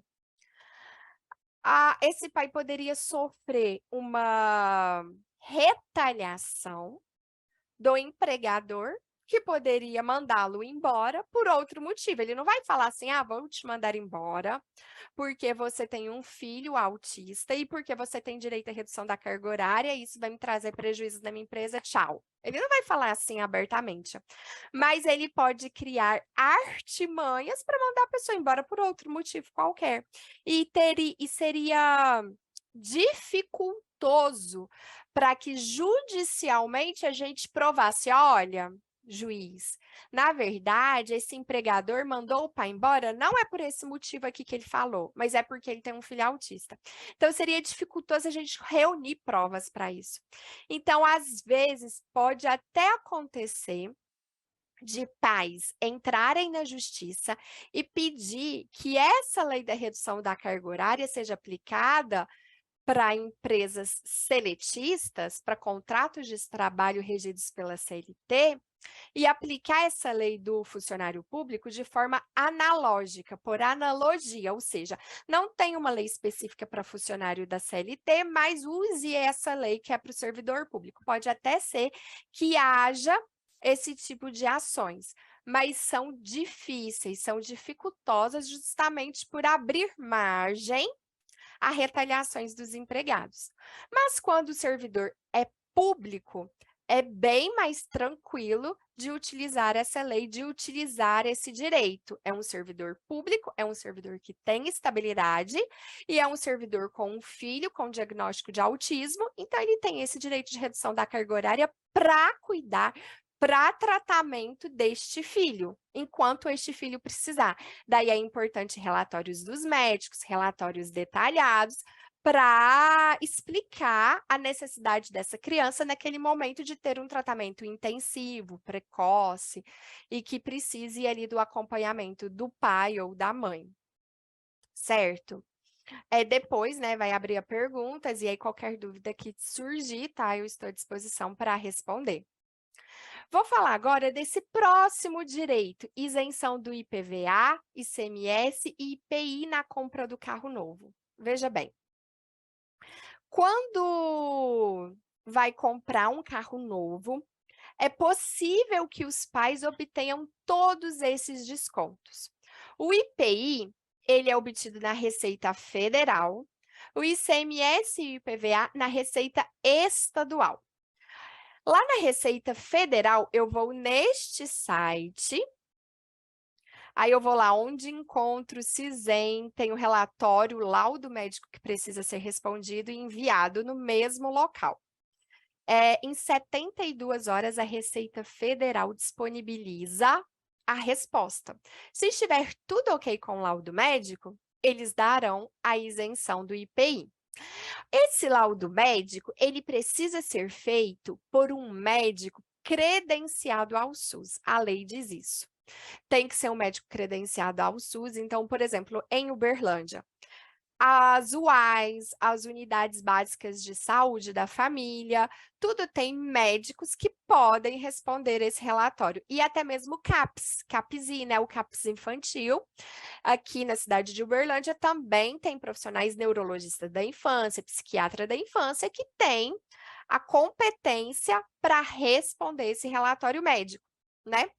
Não poderia ser um médico particular aqui nessa situação. Esse relatório, esse laudo, ele é um laudo cheio de perguntas e respostas, é um laudo específico, então tem que realmente imprimir nesse site e levar para o médico preencher. Em 72 horas, a Receita dá a resposta. Quanto que eu terei de desconto? Depende. O que é o IPI? É o Imposto sobre Produto Industrializado. Então, nesse caso, depende do valor do carro. Quanto mais caro é o carro, maior o valor do IPI embutido nesse carro. Então, o que eu recomendo aos pais que querem obter esse direito? Vá até a concessionária, por exemplo, Renault, Toyota, Volks, enfim, vai na concessionária e pergunta para o vendedor qual carro vocês estão disponibilizando que tem um melhor custo-benefício com isenção do IPI. Porque cada concessionária, eles colocam na linha de produção um carro específico. Às vezes tira ali um item de série para diminuir o valor do carro para entrar. Às vezes a própria concessionária dá ali um desconto maior, além do valor do IPI embutido ali no carro, eles dão um desconto ali maior. Então é importante o pai chegar na concessionária para saber qual carro seria mais vantajoso comprar nessas condições. Lembrando, pontuando algo muito importante, que é o seguinte: o carro ficará no nome da criança, mesmo a criança tendo 1 ano de idade, não importa. O carro ficará no nome da criança. E aqui na Receita Estadual terá um requerimento em que vai dizer quais serão os condutores habituais desse carro. E aí pode ser o pai, a mãe, o motorista, o vô, o avó, o tio, quem geralmente vai dirigir mais esse carro. Pode ter 4 pessoas, entende? O pai, a mãe, a avó, o vô, tudo junto, o motorista da família, entende?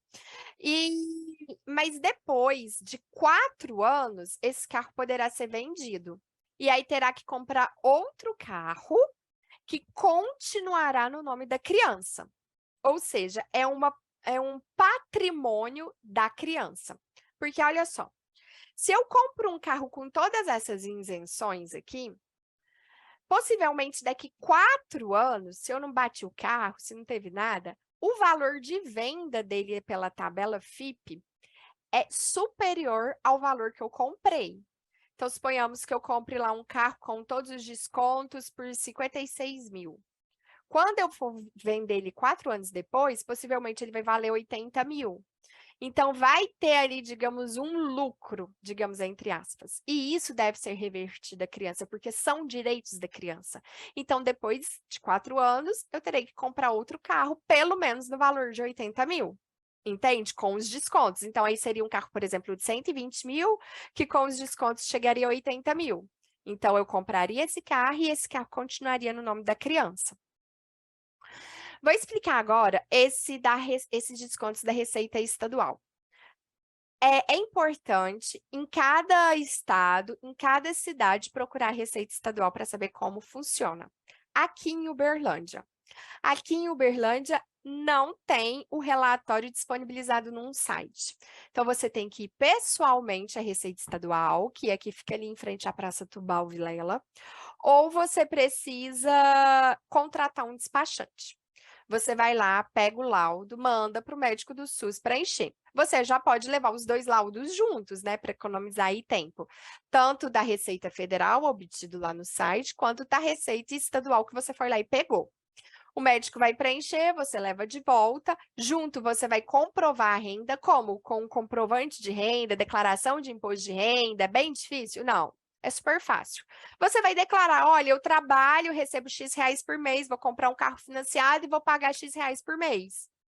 Ah, eu tenho um carro no meu nome, vou vender ele para comprar o carro no nome do meu filho. Ah, eu recebi um dinheiro do meu pai me deu uma doação e eu vou comprar o carro. Então, são declarações simples. E as informações do carro, quais são essas informações? Tem que levar na concessionária, porque eles voltam processos por detalhes. Por exemplo, vou comprar o carro da marca tal, preto. Não basta isso, tem que dizer se é preto metálico, preto carbono, preto diamante, preto não sei o quê. Então, são detalhes do carro que quem vai saber responder é mesmo os funcionários da concessionária. Por isso é importante pegar essa lista de perguntas de informações do carro e levar até a concessionária para que fique todas as perguntas respondidas de forma adequada, para o processo não voltar, entende? E aí lá, então, eu consigo o desconto do ICMS e do IPVA. Muitas pessoas perguntam, e pode ser conseguir esses descontos, por exemplo, do IPVA com o carro usado? Pode, mas aí eu tenho que transferir o carro para o nome da criança. E às vezes o valor da transferência é maior do que o próprio valor do IPVA, então não compensaria. Então tem que ver qual carro que é, né? E aí você pode contratar um despachante para ver se compensa aí em questões de valores, compensa transferir o carro para a criança, ver o valor realmente do IPVA desse carro. Mas é um direito da criança com o diagnóstico, né? É um direito que os pais podem buscar essa isenção do IPI na Receita Federal e também do ICMS e do IPVA na Receita Estadual, certo? Além destes 2 direitos, nós temos a passagem aérea com desconto para o acompanhante. O que é isso? Antes de falar da passagem aérea, eu vou só passar rapidinho aqui que tem a ver com carro também, voltando um pouquinho. A questão da vaga em estacionamento, vaga especial. Aí você tem que ter aquele cartão, vale tanto para estacionamentos públicos ou privados, é o cartão de deficiente físico e um adesivo de identificação no carro. Isso é para aquelas pessoas que o bom senso, né, nos faz entender que é para aquelas pessoas que, além do autismo, têm uma dificuldade de locomoção. Porque sabemos que o autismo é um espectro muito amplo. Então, nós temos vários níveis de suporte e nós temos várias outras condições associadas, inclusive síndromes. Então, se a criança tem uma dificuldade de locomoção, por exemplo, eu tenho um cliente que ele tem o diagnóstico de autismo, é uma criança, e o carro ela tem que ter uma proteção em volta da criança. Se ela é exposta a um barulho muito excessivo, a criança pode ter uma crise convulsiva, ela pode cair, ela pode bater a cabeça, ela anda, né, com uma proteção na cabeça, então ela pode bater a cabeça, então é muito complicado. Então, para essa criança, é muito útil a vaga especial, certo? Então, tem que ter ali um bom senso, porque há crianças com um alto funcionamento que já não se beneficiaria desse tipo de vaga. Lembra da questão do respeito, da multa, né? Quando você para numa vaga que não é para você, tem a questão da multa, que nem sempre a deficiência é aquela que você vê. Então, às vezes, você está vendo lá uma pessoa descendo com uma criança na vaga especial, você pensa, nossa, mas como assim, né? Essa criança não precisa. mas pode ser que ela precise, né? Quem vai dizer isso é realmente o médico, o relatório médico, que é a condição daquela criança, e ter realmente um bom senso para solicitar e utilizar esse tipo de vaga. Lembrando que você só poderá utilizá-la se você tiver esse cartão. Agora vamos à passagem aérea. Bem, no Brasil nós temos uma lei, né, que diz que a passagem aérea para o acompanhante da criança com deficiência tem um desconto de até 80%. Qual acompanhante? Qualquer acompanhante, o pai, a mãe, a avó, a babá, qualquer pessoa que for viajar com essa criança. Para onde é essa viagem? Para qualquer lugar. Do Brasil, fora do Brasil, para qualquer lugar que ela for viajar de avião. Ela tem o desconto de 80%. O acompanhante. A criança vai pagar o preço normal, a tarifa de criança, de acordo com a idade que ela tem, e o acompanhante vai ter, então, o direito de 80% de desconto. Como que isso funciona? São também 2 relatórios médicos, o MEDIF e o FREMED. Onde eu encontro esses relatórios? Nos sites das companhias aéreas, qualquer uma delas, Latam, Gol, Azul, enfim. Quem vai preencher esses relatórios? O médico particular ou do SUS. Aqui não precisa ser médicos do SUS, pode ser um médico particular. O primeiro relatório, o MEDIF, ele diz respeito apenas à próxima viagem que você for fazer com a criança.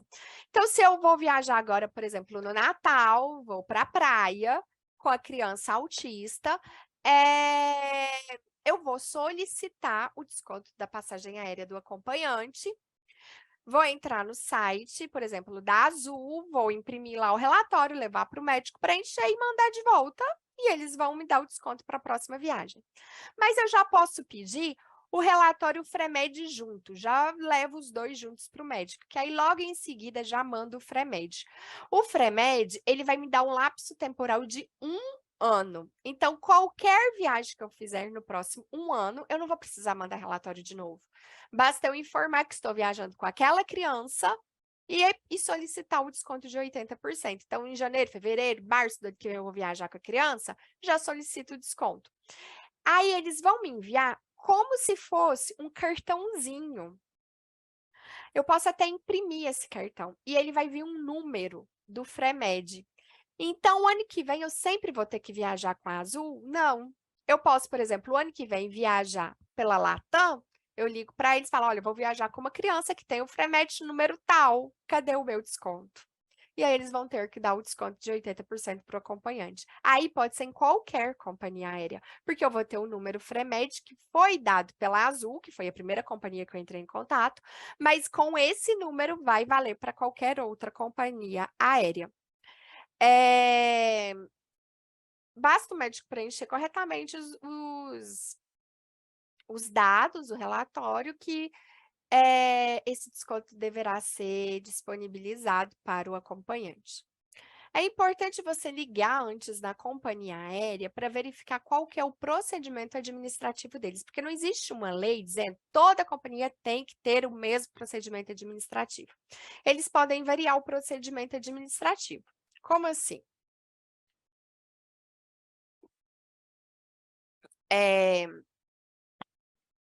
Por exemplo, na Azul, geralmente eles pedem para você comprar a passagem da criança e a do acompanhante, e aí eles reembolsam os 80% de desconto na conta bancária.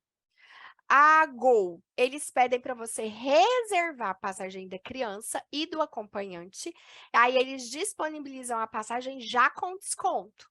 A Latam, você compra da criança, pede o desconto, aí eles disponibilizam depois a compra do acompanhante já com desconto. Então, há formas diferentes de procedimento, eles podem mudar esse procedimento ao longo do tempo. Então, é importante você ligar, falar, olha, eu tenho aqui o FREMED, olha, eu estou enviando para vocês o relatório MEDIF, como que vocês querem que eu faça? Querem que eu compre as 2 passagens de uma vez? Querem que eu só reserve? Querem que eu compre só a da criança e aguarde vocês me mandar a autorização para já comprar com desconto do acompanhante? Então, eles vão explicar o procedimento de cada uma das companhias. Então, por isso que é importante ligar para entender como eles vão fazer. Certo? Cinemas, parques de diversões, eventos culturais. 1/3 tem o desconto de meia entrada para o autista e para o acompanhante. Como que eu vou provar isso? Muitos lugares, eles nem pedem comprovação, mas outros já pedem. Você pode comprovar com aquela carteirinha de identificação da criança com autismo. Você pode comprovar com o relatório médico, plastifica o relatório médico e anda com ele dentro da bolsa, certo? Voltando aqui. A questão do convênio de saúde, que é um ponto muito importante, né, em termos de Brasil, por exemplo. Muitas crianças, muitas famílias, elas dependem do convênio médico, elas dependem do convênio de saúde para tratar as crianças. E aí acontecem 2 situações. Primeiro, o convênio tem uma rede credenciada. Então, você chega para o convênio e fala, olha, eu preciso do atendimento para essa criança. O médico prescreveu ecoterapia, hidroterapia, musicoterapia, terapia ABA, psicomotricidade, fonoaudiologia, terapia ocupacional com integração sensorial, enfim, 7 tratamentos a criança precisa fazer toda semana. E o convênio fala, ok, nós temos um centro para autismo, está aqui, todos os profissionais aptos, qualificados, disponibilidade de horário, a criança pode começar semana que vem. Ótimo. Então, o convênio tem uma rede credenciada e esse pai terá que acatar essa rede credenciada, afinal de contas, tem todos esses tratamentos, todos os profissionais são habilitados, há disponibilidade de horário, a criança não vai ficar numa fila de espera, o tratamento que é urgente vai começar semana que vem, então ótimo. Mas existem, na grande maioria das cidades, uma indisponibilidade de rede credenciada. O que isso significa? O plano de saúde não tem uma rede. Muitas vezes o plano de saúde nega, fala, não vamos fornecer ecoterapia, hidroterapia, musicoterapia, o que é isso? Nem está no rol da ANS. O que é a ANS? Agência Nacional de Saúde. Não está no rol da ANS, não vamos fornecer.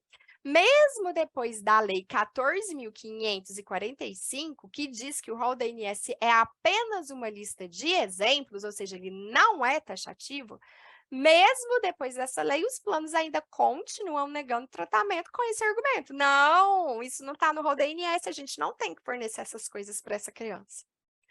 Aí outros tratamentos, por exemplo, fono, psicólogo, eles já não falam isso. Mas eles falam assim, não, toma aqui esse psicólogo do plano, ele vai fazer o tratamento ABA?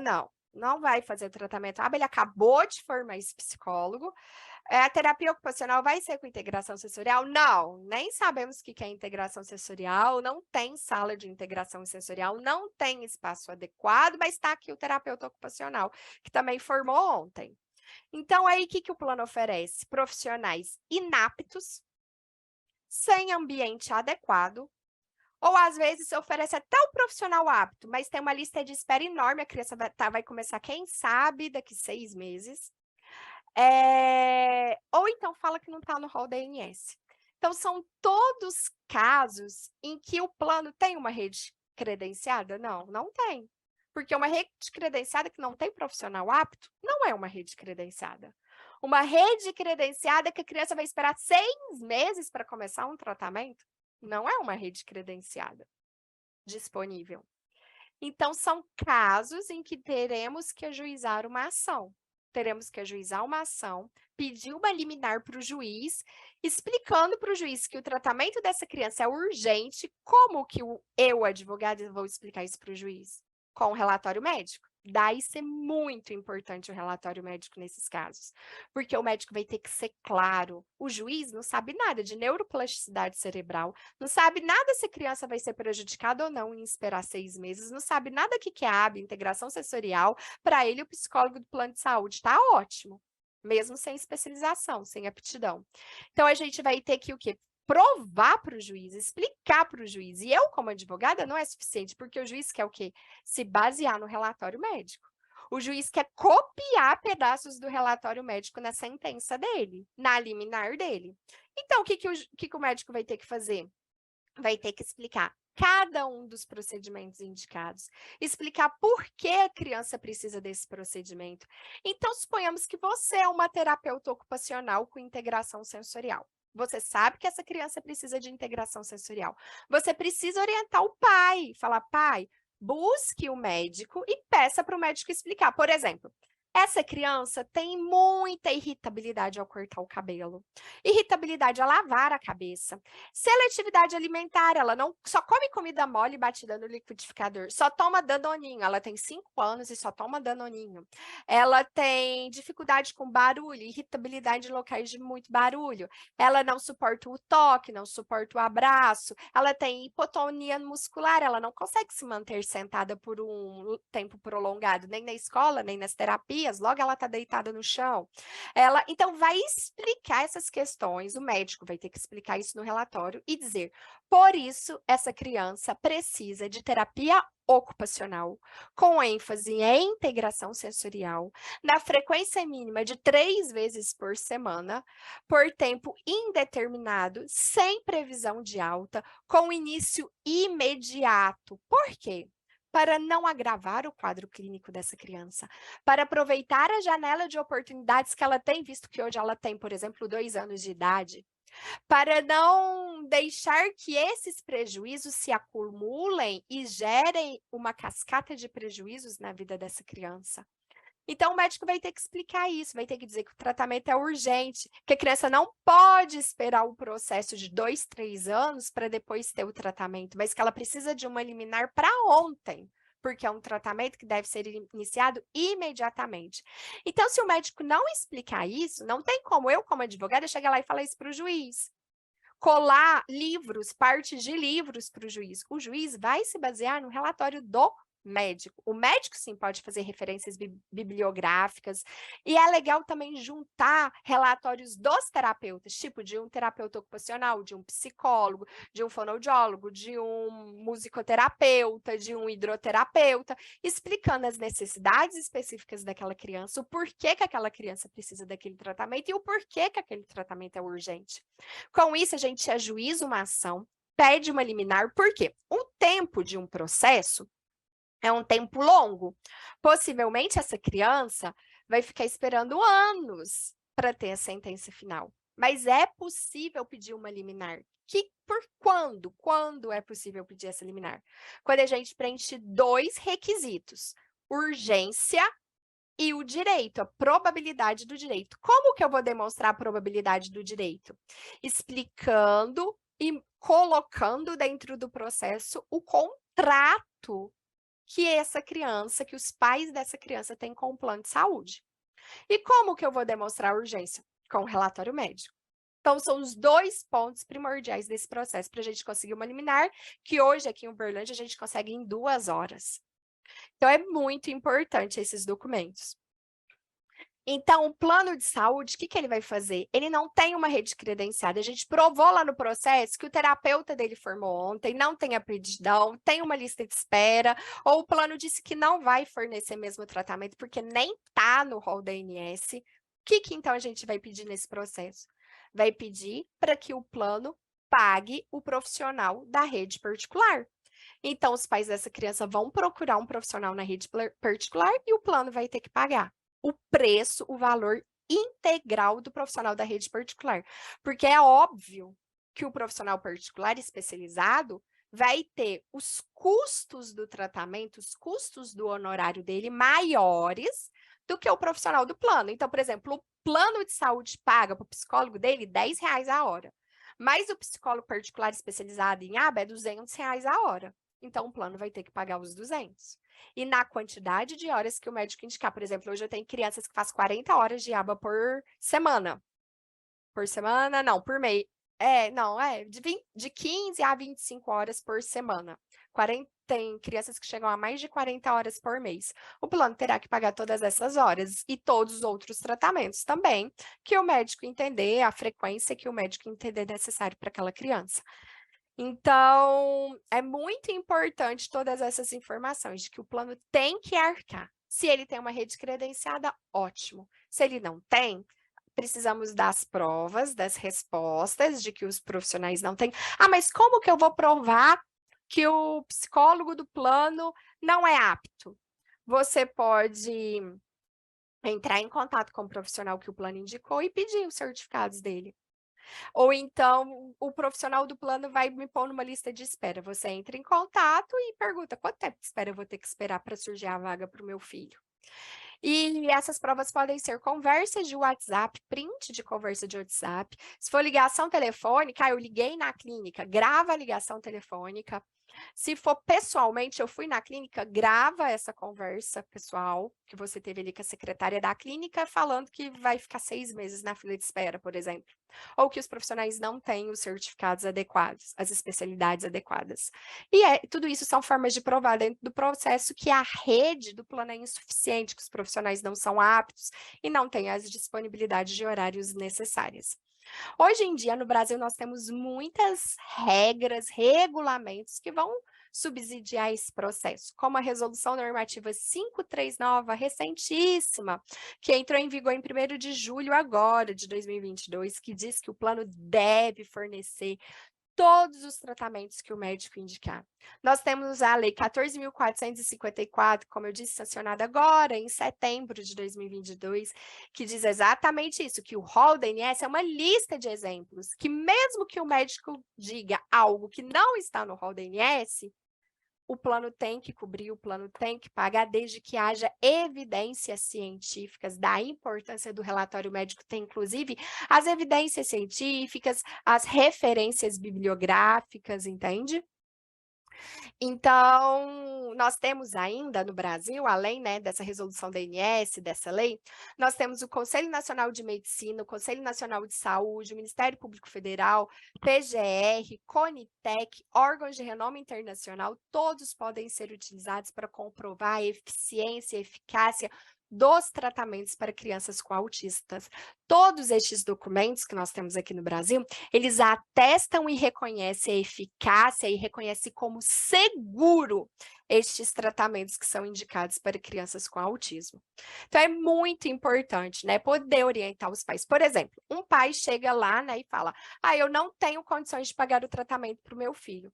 Mas talvez esse pai tenha condição de aderir a um plano de saúde, tenha condição de buscar um plano de saúde, porque vai ser bem mais em conta pagar a mensalidade de um plano de saúde do que pagar o tratamento todo particular.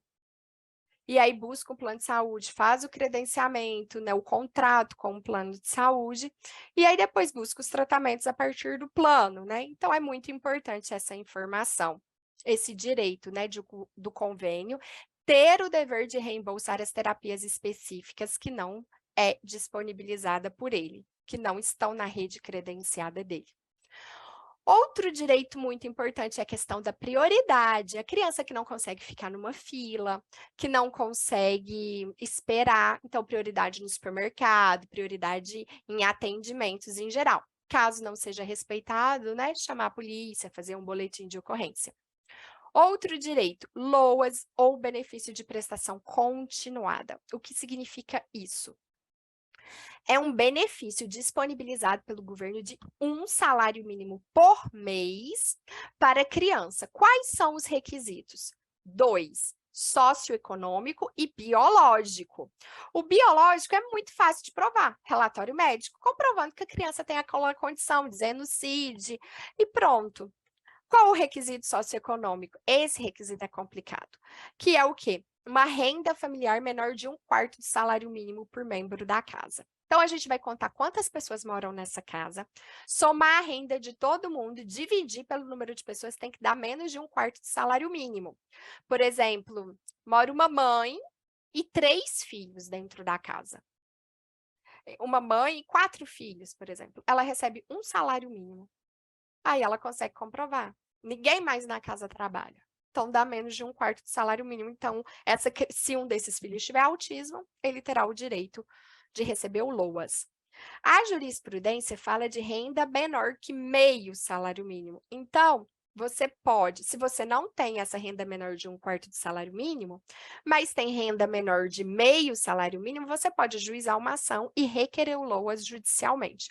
Aí você também pode comprovar que você até mais que meio salário mínimo por pessoa, mas a criança toma medicamento, usa fralda, usa leite especial, juntar, sabe, as notinhas e que esse valor é muito alto, você também pode conseguir o LOAS nesse caso, judicialmente, ajuizando uma ação. Como que você vai ajuizar essa ação?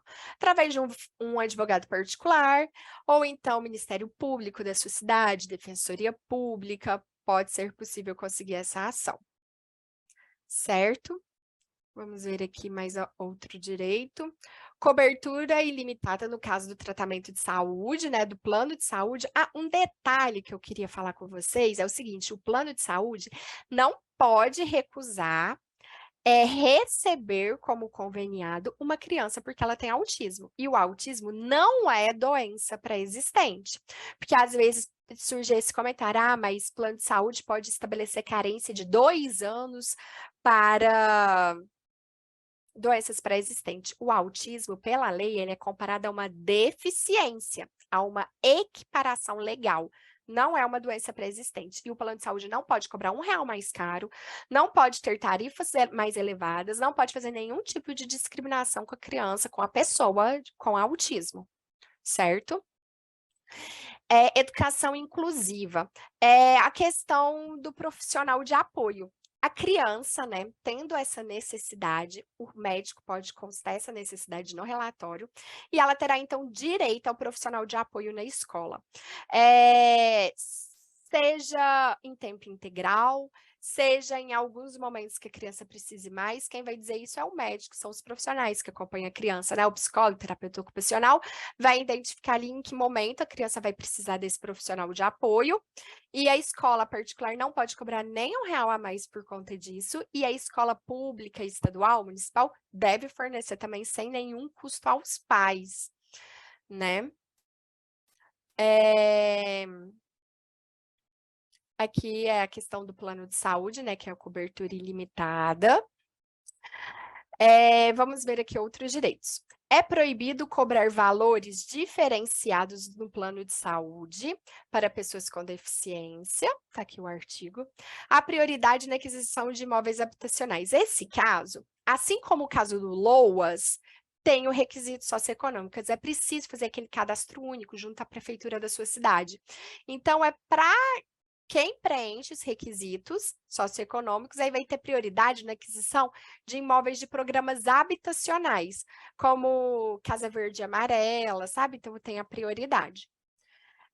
Esses 2 direitos aqui, do lado de cá, eles são direitos para a própria criança quando ela já é adulta, né? Cabe reclusão de até 5 anos para quem negar emprego em razão da deficiência e reserva em concursos públicos de até 20%. Então, são alguns direitos que são importantes, né, de se conhecer para orientar, né, tanto o paciente quanto vizinhos, amigos, enfim, para se conscientizar.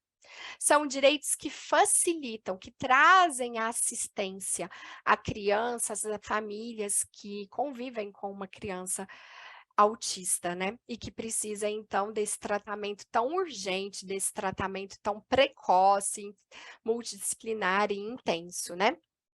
É uma questão mesmo de saúde pública, é uma questão social, né? Então, são todos esses os direitos. Se tiver qualquer dúvida, eu estou à disposição para responder. Eu acho que nós temos aí 10 minutos, né, para finalizar o tempo. Eu tenho um vídeo que eu acho muito interessante, mas eu acho que ele passa um pouquinho de 10 minutos, que eu queria compartilhar com vocês. Aí eu não sei se eu compartilho aqui, ou se eu mando em algum para a Mariângela e a Mariângela manda para vocês. Não sei como que seria melhor. Tari, você... Oi? pode compartilhar. Vamos tentar passá-lo aqui, que eu acho importante. Tá, vou tentar compartilhar aqui. Só um minutinho.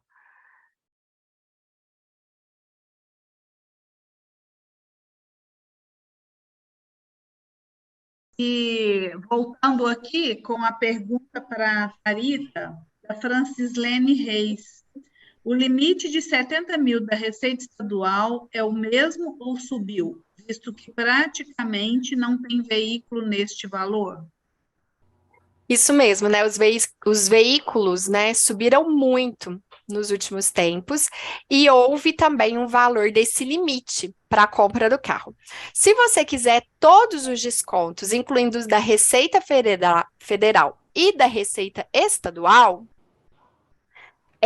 esse valor subiu para 120 mil, mas existem algumas concessionárias que elas disponibilizam carros com valores maiores, e retirando alguns itens de série, dando alguns descontos da própria concessionária para entrar nesse limite, ou então só com o valor do IPI, que às vezes compensa, mas aí você não conseguiria as isenções da Receita Estadual. Por isso que é importante ir até a concessionária e perguntar, porque cada concessionária vai ter um carro específico que eles trabalham, às vezes retirando algum item de série, um painel eletrônico, ar-condicionado digital, para conseguir incluir esse carro dentro da lei. Então, eles têm uma equipe de venda que chama venda direta. Então, que vai direto, né, da fábrica, o pedido é feito direto na fábrica para o consumidor. Então, eles conseguem esclarecer quais carros e quais valores e quais itens foram retirados e quanto ficaria esses mesmos itens para você colocar depois da compra. Porque, por exemplo, retira ali o painel digital. Aí depois você pode colocar o painel digital no carro. Mas aí quanto que seria esse valor ali, entende? Então é importante entrar em contato com as concessionárias para verificar essas opções dos carros, tanto para a compra com a isenção de todos os impostos, incluindo IPVA e ICMS, que são as isenções da Receita Estadual, quanto só para IPI, que daí abrange carros de valores ainda maiores. Ótimo. Muito obrigada, Tharita. Nós aqui extrapolamos um pouquinho o tempo, mas vejo que foi muito importante a gente assistir o vídeo, né? Nós gostaríamos de agradecer mais uma vez a sua presença, a presença do Marcelo. Muito obrigada, né? E um bom fim de noite e até uma próxima oportunidade. Muito obrigada e boa noite para vocês. Eu queria agradecer a oportunidade, muito obrigada, foi muito bom estar aqui, foi muito bom poder compartilhar com vocês um pouquinho desses direitos. Muito obrigada a todos. Até mais. Até Tchau, mais. tchau. Muito obrigado.